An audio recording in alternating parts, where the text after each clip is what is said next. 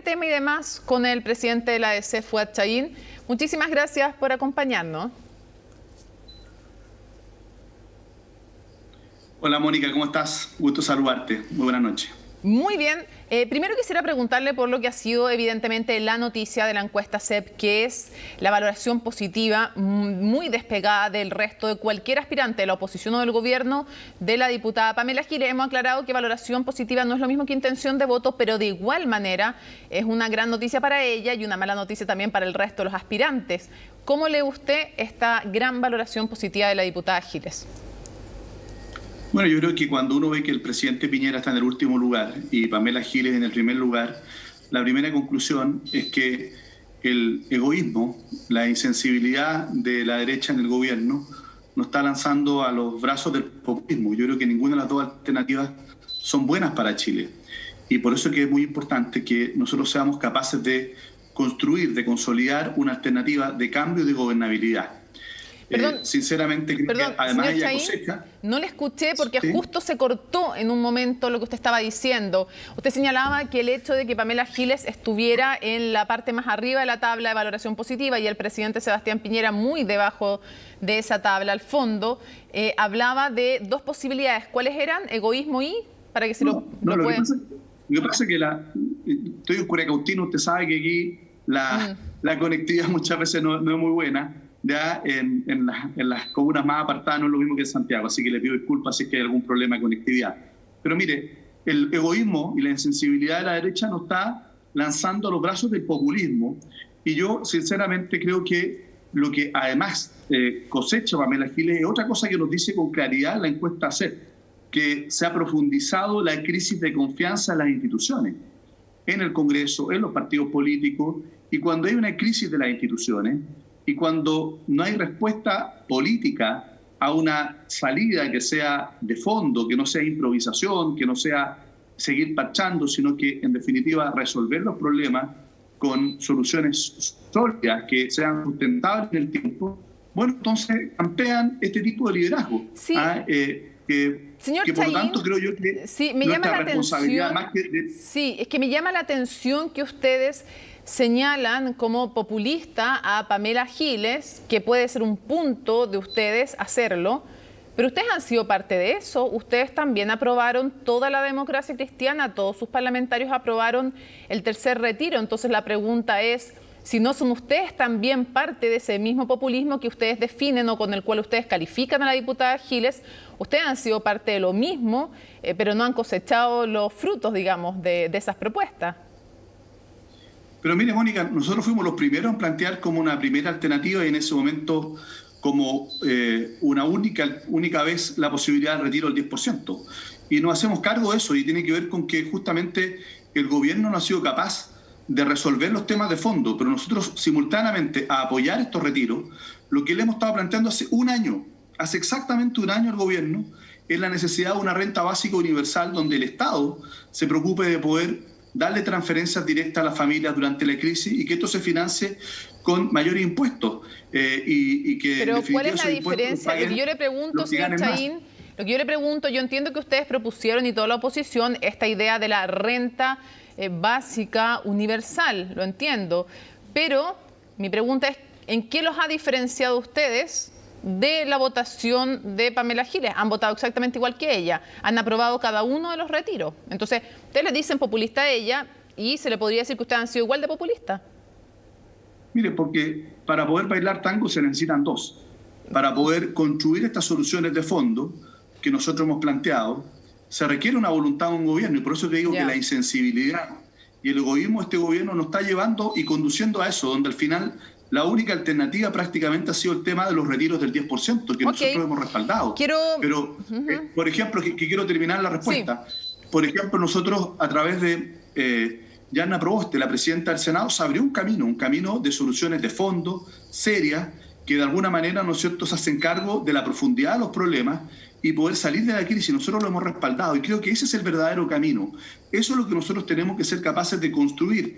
No ha sido difícil porque el gobierno, en lugar de construir soluciones, lo que ha hecho es negarse a dialogar y, como te digo, su actitud nos está llevando a esto. Yo no estoy responsabilizando ni poniendo como único ejemplo, como emblema a Pamela Giles. Yo creo que ella representa algo que, como tú bien dices, es más transversal, y yo no quiero eso para nuestro país.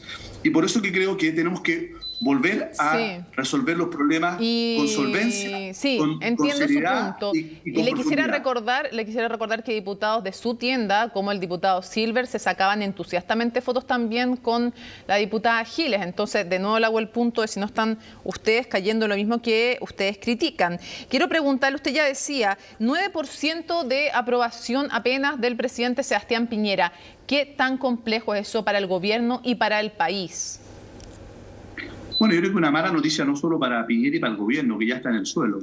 Es malo para el país, porque creo que cuando las instituciones están tan debilitadas, el presidente de la República es una institución, ¿no es cierto? El gobierno es una institución, pero lo mismo pasa con el Congreso, con los partidos políticos.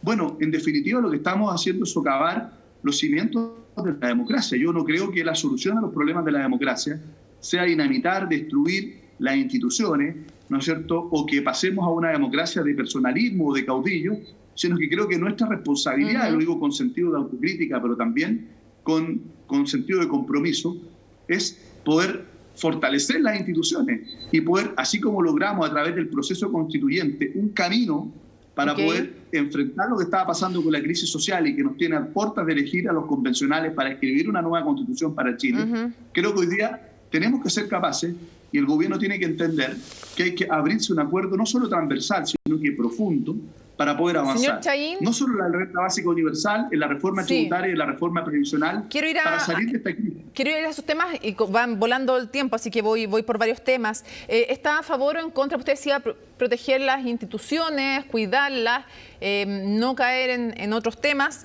¿Usted está a favor o en contra de la acusación constitucional en contra del presidente de la República? ¿Por qué la ADC se abrió a estudiar esta materia que antes rechazaba? ¿Está a favor o en contra usted como presidente de la ADC?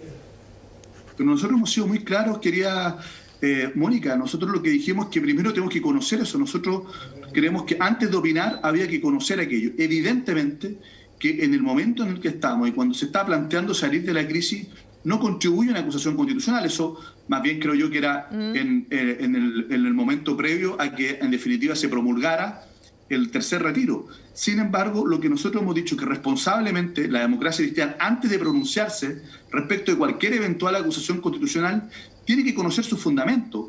Nosotros creemos que no es posible pronunciarse a priori respecto de ninguna acusación constitucional y de ninguna materia en general sin conocer ni siquiera cuáles eran los argumentos que estaban sobre la mesa.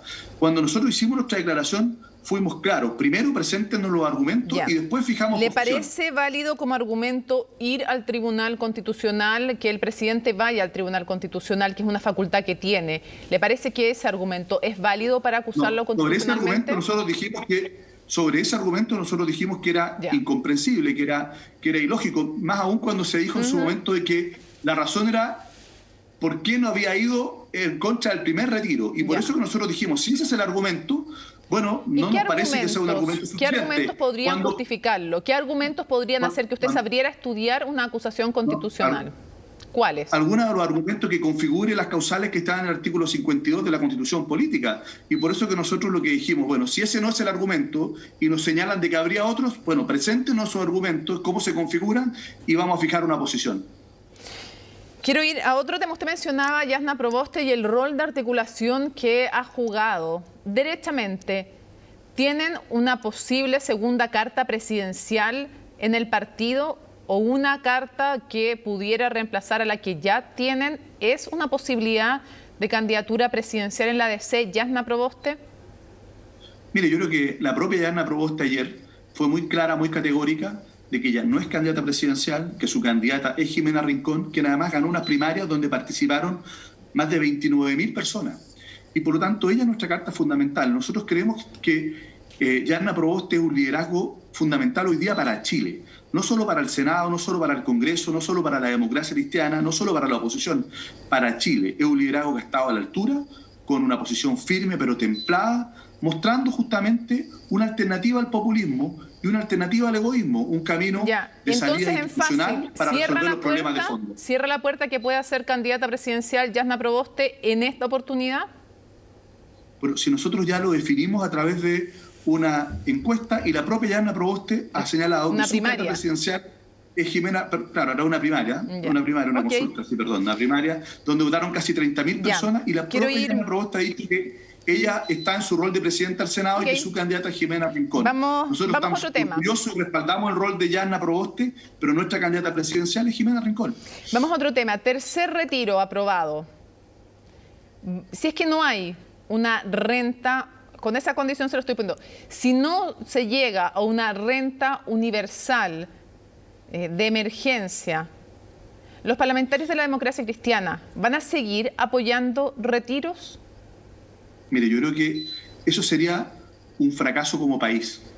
Que nosotros sigamos resolviendo los problemas de la crisis, generando un tremendo hoyo en las pensiones futuras que ya son indignas, creo que sería un gran fracaso como país. Pero señor Chay, no le estoy preguntando eso, le estoy preguntando súper en concreto. Si no hay una renta universal de emergencia, ¿van a seguir aprobando retiros los parlamentarios de la DC, aunque les parezca que es una mala política pública? Esa es la pregunta. Nosotros esperamos que eso no sea necesario, porque quiere decir que hemos fracasado todos en esto. ¿Eso es un sí entonces? ¿Ese es un sí? Nosotros no podemos seguir parchando, no podemos seguir improvisando.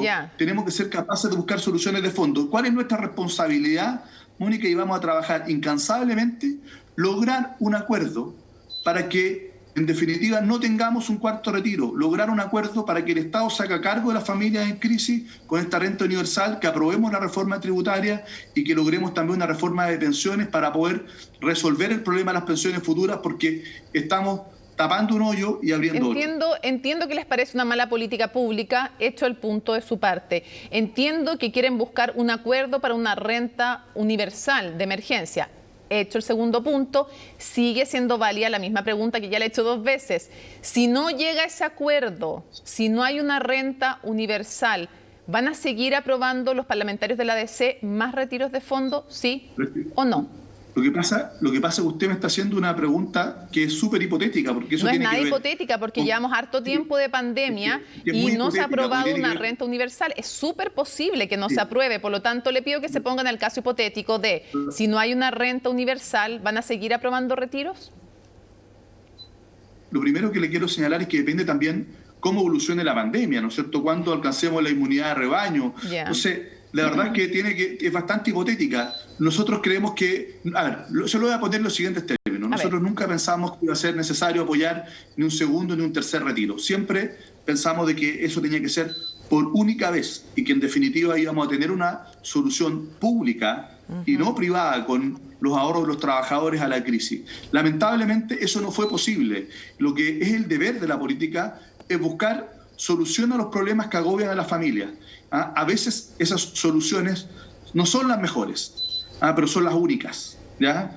Y yo espero, sinceramente, que estemos todos a la altura para que un cuarto retiro no sea la única solución posible para la familia. Y eso depende fundamentalmente del gobierno y nosotros tenemos la capacidad de persuadirlo y de construir un acuerdo para que en definitiva tengamos esa renta básica universal, y quiero concentrar todo nuestro esfuerzo y todas nuestras energías ahí. Me equivoco entonces si traduzco su respuesta como: solo si es que no se llega a un acuerdo, una renta universal de emergencia, y si se mantiene la gravedad de la pandemia, solo en ese caso podrían seguirse aprobando más retiros como única opción. Si las condiciones económicas y sociales, producto de la pandemia, se mantienen, si no tenemos una mejor respuesta por parte del gobierno y no tenemos entonces un acuerdo en esa materia, uno no puede descartar ese cuarto retiro, que yo no lo quisiera por ningún motivo, ¿ya? ¿Por qué? Porque en definitiva descapitaliza, afecta el patrimonio de los trabajadores y afecta sus futuras pensiones.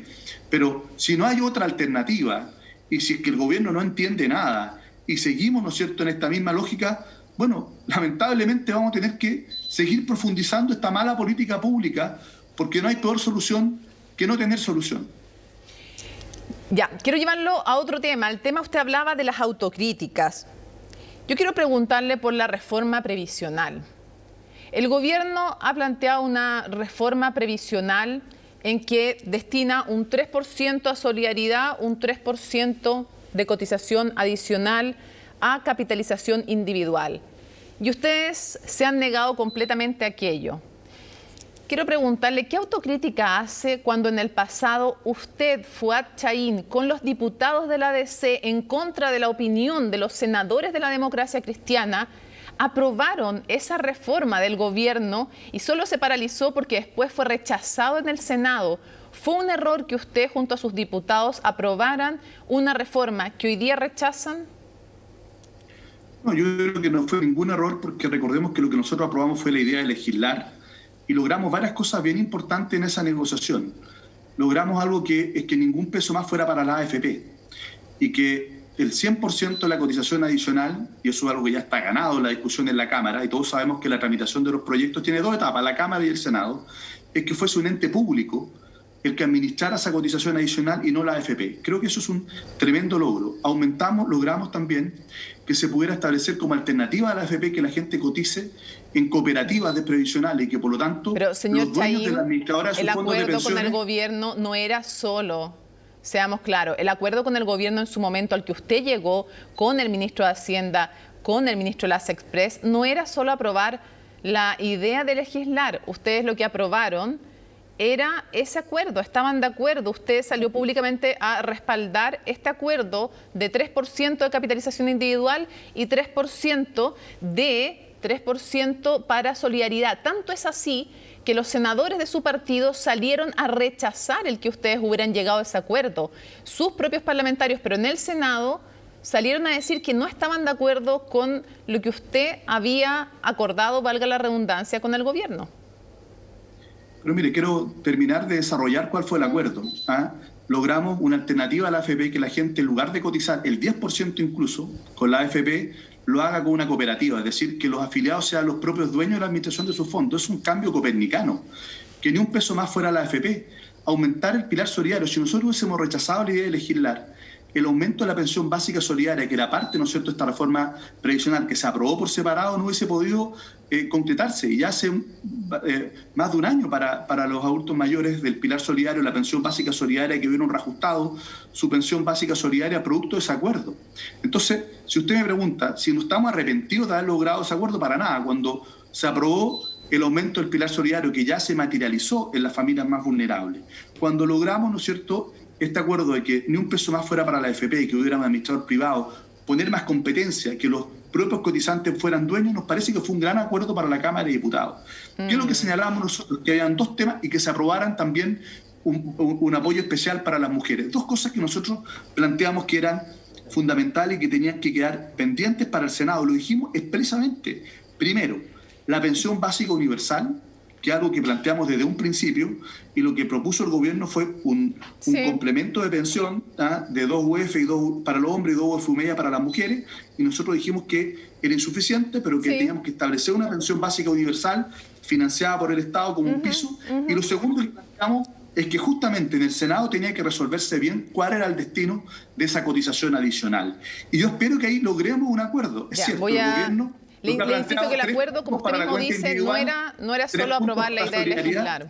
No era solo aprobar la idea de legislar y por eso sus senadores lo rechazaron, pero se nos va a acabar el tiempo, señor Chahine, y hay otro tema que también... Lo invito a leer nuestras declaraciones desde siempre. Lo que dijimos es que esta era una negociación para la tramitación de la Cámara de Diputados, se avanzó mucho y el resto está pendiente en el Senado, donde esperamos que se siga mejorando ese proyecto y que el gobierno tenga la voluntad, a lo mejor entre 3 y 6, 3 que propone el gobierno, 3 y 3, y 6 que plantean los senadores, busquemos un punto intermedio. Lo que a mí me parece abierto un punto intermedio. Que habiendo pasado prácticamente 2 años, los chilenos sigan esperando una reforma previsional cuando lo que tenemos hoy día es un verdadero crimen social. Si usted me pregunta de haber abierto la discusión en vez de dejarlo postergado para el otro gobierno cuando esto es un tema urgente, le quiero responder con mucha claridad, estoy no solo tranquilo, estoy orgulloso de haber visibilizado esa discusión, porque hoy día ni siquiera estaría discutiendo, tendríamos que esperar el próximo gobierno para empezar a debatir algo tan urgente como la reforma previsional. Se nos va a acabar el tiempo y quiero llevarlo a otra autocrítica. ¿Usted no se arrepiente de haber llegado también a un acuerdo con los diputados de nuevo en su partido respecto a una reforma tributaria del gobierno que propiciaba la reintegración tributaria y otras medidas que fueron criticadas desde la oposición después como regresivas, de nuevo con la oposición de los senadores de su partido? ¿Usted sigue creyendo que esa reforma tributaria que usted apoyó personalmente con los diputados y que llegó a un acuerdo con el gobierno para aprobarla, era una buena reforma tributaria, o se hace una autocrítica y cree que no debió haber llegado a ese acuerdo? Mire, yo le quiero decir que esa reforma tributaria nos ha permitido recaudar más de 1.200.000, más de 1.200 millones de dólares, que ha sido un aporte fundamental para poder financiar esta crisis. En segundo lugar, que logramos rebajar las contribuciones de 600.000 adultos mayores. Imagínense la situación que estarían esos 600.000 adultos mayores si no se hubiese logrado esa rebaja de contribuciones que alcanzamos ahí. Logramos beneficiar con un sistema simplificado y con una rebaja del impuesto a 1 millón de pequeñas empresas que hoy día están con la soga hasta el cuello. Si no hubiésemos logrado ese beneficio para 1 millón de pymes, la verdad es que estarían hoy día en una situación mucho más compleja, mucho más difícil. Logramos, ¿no es cierto?, establecer también que se terminara con la exención del pago de contribuciones de los predios forestales. Yo soy de la región de la Araucanía. El 90% de la superficie de la región de la Araucanía y la provincia de Arauco está con predios forestales que no pagaban contribuciones. Estaban exentos del pago de contribuciones y dejaban a las localidades sin agua, con los caminos destruidos y no aportaban nada. Y además no aportaban nada a los municipios donde estaban. Y logramos nosotros terminar con esa exención. Y además, ¿no es cierto?, como siempre lo señalamos, que esto tenía que perfeccionarse en el Senado y se eliminó la reintegración y nosotros estábamos de acuerdo con el En el Senado se eliminó la reintegración, pero el acuerdo ustedes incluía la integración. Las leyes tienen 2 etapas, Mónica, usted lo sabe muy bien, en la Cámara y en el Senado. Pero todo eso que logramos en beneficio de los adultos mayores, de las pymes, pero es bien raro llegar a un acuerdo, sí, pero es bien raro.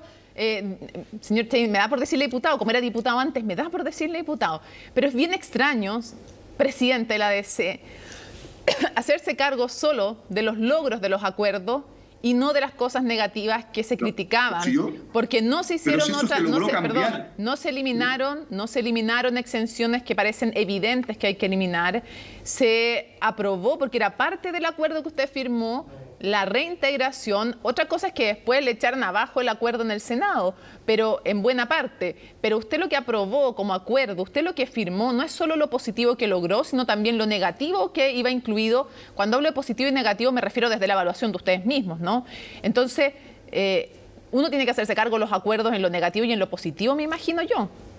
Sí, pero quiero decirte que nosotros logramos compensar absolutamente con mayores tributos todo lo que significaba, ¿no es cierto?, el tema de la reintegración.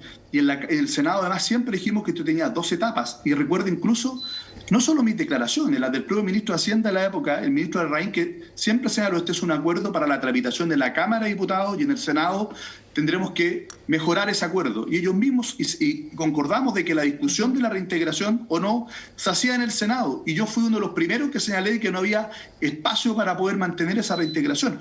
Obviamente que los acuerdos tributarios, cuando uno sobre todo está en la oposición, no puede ganarlas todas. Y usted pone un punto, nosotros planteamos, y ahí están nuestras declaraciones, por ejemplo, el tema de eliminar exenciones tributarias. ¿Y qué no fue lo que nos dijo el gobierno? Vamos a encargar un estudio para poder ver cuáles son las exenciones que hay que eliminar. Todavía estamos esperando los resultados de eso. ¿Qué es lo que propusimos? El impuesto a la concentración económica, a las mega empresas.